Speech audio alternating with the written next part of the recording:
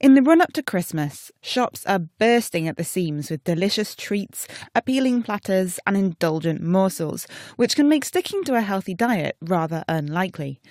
And food consumption has consequences for our waste in more ways than one. According to the Food and Agricultural Organization of the UN, over a third of all food made globally each year goes unused. That's around 1.3 billion tonnes. But could adhering to a healthier diet in the food we do eat make a difference to the environment? Paul Berens and colleagues from Leiden University in the Netherlands have set out to answer this question, and I've been finding out how. Right after making lunch. I'm making a vegetable stir-fry, which I think is a pretty good meal, really. The miniature packet of popcorn that I ate whilst waiting for my dinner to be cooked might detract from the health benefits. So is healthy eating good for the planet, as well as for me? Paul Berens. What we wanted to look at was, is it possible that the nationally recommended diets, along with being better for your health, are actually better for the environment too? So what exactly is a nationally recommended diet?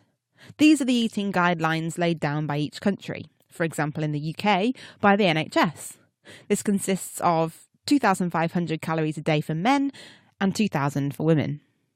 Compared to the average intake in the UK, Paul says we should be eating generally less meat, less dairy and more fruit and veg. But my cooking aside, it's not always easy to know what impact the food on your plate is having on the environment. Nothing's listed on the food itself, the packet, so we don't often get much of an idea of the sort of environmental backgrounds of food. There are some labelling efforts. There are things like sustainable fish labels and these sorts of things. But in terms of the actual full picture of environmental impacts, we don't typically have that on the labels themselves. The information that we do get on the environment mostly comes from the media, third-party sources, research, these sorts of angles. And I think what's quite interesting about what we tried to do is have a look at the nationally recommended diets as sort of a major way to inform people.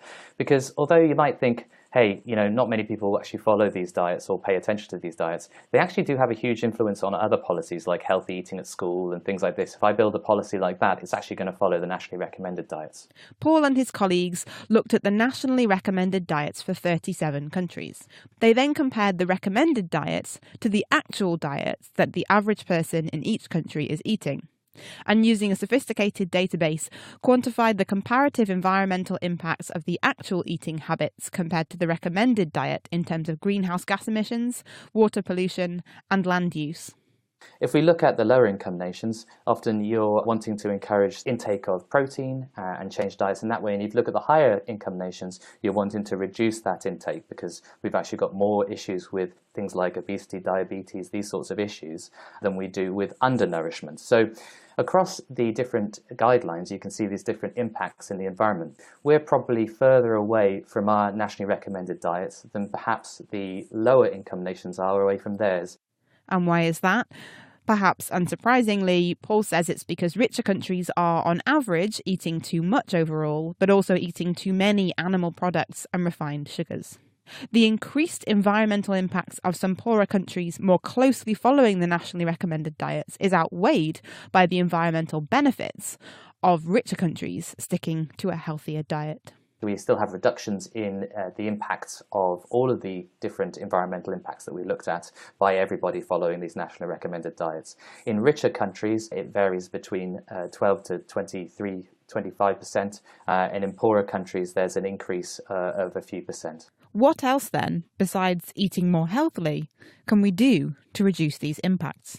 We can improve the productivity of our food systems. We can look at other ways in which to control certain pollutants.